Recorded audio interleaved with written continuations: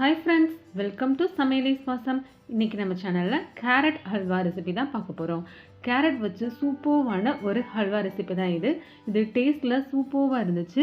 இந்த ரெசிபி பார்க்குறதுக்கு முன்னாடி நம்ம சேனலை இது வரைக்கும் சப்ஸ்கிரைப் பண்ணாதவங்க சப்ஸ்கிரைப் பண்ணிக்கோங்க. வாங்க வீடியோக்குள்ளே போகலாம். நான் இன்றைக்கி கேரட் ஹல்வா பண்ணுறதுக்கு 1/4 கிலோ அளவுக்கு கேரட், ஒரு 5 கேரட் அளவுக்கு எடுத்து வச்சுருக்கேன். இது நல்லா வாஷ் பண்ணி எடுத்து வச்சுக்கோங்க. இப்போ நம்ம இதோட ஸ்கின்லாம் பீல் பண்ணி எடுத்துக்கலாம். இந்த மாதிரி நல்லா வாஷ் பண்ணிவிட்டு ஸ்கின்லாம் நல்லா பீல் பண்ணி எடுத்துக்கோங்க. ஒரு கிரேட்டரில் இந்த அளவுக்கு துருவி எடுத்துக்கோங்க. நல்லா சின்னதாக துருவி எடுத்தாச்சு. இப்போ நம்ம ஸ்டவ்வில் ஒரு குக்கர் வச்சுக்கலாம். அதில் கீ இல்லைனா பட்டர் ஆட் பண்ணிக்கோங்க. பட்டர் இந்த அளவுக்கு ஆட் பண்ணிக்கலாம். கீ ஆட் பண்ணால் ஒரு 3 ஸ்பூன் அளவுக்கு கீ ஆட் பண்ணிக்கோங்க. நம்ம துருவி வச்சுருந்த கேரட்டை இது கூட ஆட் பண்ணிக்கலாம்.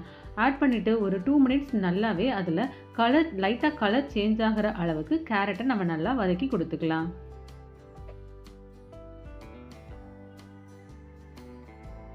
லைட்டாக கலர் சேஞ்ச் ஆகும், அது அளவுக்கு நம்ம வதக்கி கொடுத்தா போதும். அதிக நேரம் நம்ம வதக்கி கொடுக்கணும்னு தேவையில்லை. பாருங்கள், லைட்டாக கலர் சேஞ்ச் ஆகிடுச்சு. இப்போ நம்ம ஒரு 1/2 கப் அளவுக்கு பால் ஆட் பண்ணிக்கலாம். காய்ச்சி ஆற வைத்த பால் ஒரு 1/2 கப் அளவுக்கு நம்ம இது கூட ஆட் பண்ணிக்கலாம். ஆட் பண்ணிவிட்டு நல்லா கலந்து கொடுத்துக்கோங்க.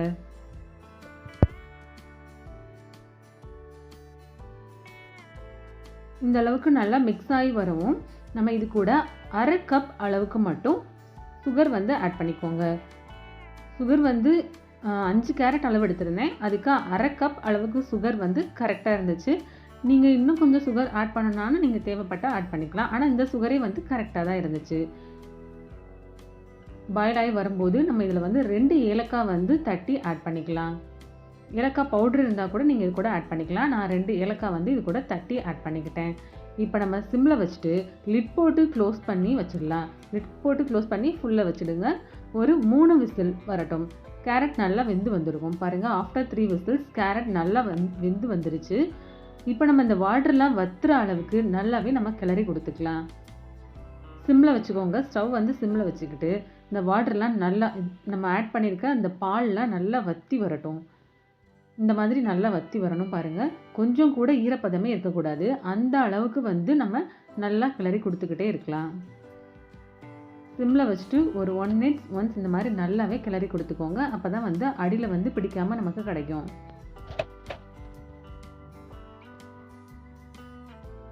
நம்ம கேரட்டில் பால் ஆட் பண்ணி பண்ணுறதுனால சூப்பராக இருக்கும். கண்டிப்பாக நீங்கள் இதை வீட்டில் ட்ரை பண்ணி பாருங்கள்.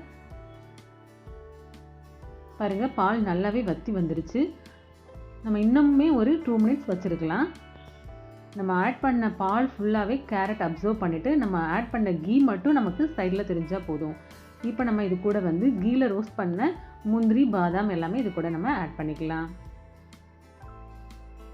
ஆட் பண்ணிவிட்டு நல்லாவே கிளறி கொடுத்துக்கோங்க.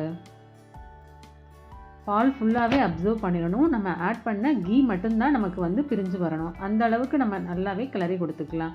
கொஞ்சம் கூட ஈரப்பதமே இருக்கக்கூடாது. லைட்டாக எடுத்து பார்த்தா நல்லா கையில் உருண்டு வர்ற அளவுக்கு இருக்கணும். அதுதான் கேரட் அல்வாவோட பதம். பாருங்கள், நல்லாவே உருண்டு வந்துடுது. இந்த அளவுக்கு நமக்கு பால் ஃபுல்லாகவே வற்றி கீ மட்டும் தெரிகிற அளவுக்கு நல்லா வெந்து வந்துடுச்சு. நமக்கு இப்போ சூப்பர்வான டேஸ்டியான கேரட் அல்வா ரெடி ஆகிடுச்சு. இது மறக்காமல் நீங்கள் வீட்டில் ட்ரை பண்ணி பாருங்கள். இந்த ரெசிபி உங்களுக்கு பிடிச்சிருந்துச்சுன்னா நம்ம சேனலை மறக்காமல் லைக் அண்ட் சப்ஸ்கிரைப் பண்ணி வச்சுக்கோங்க. Thank you friends.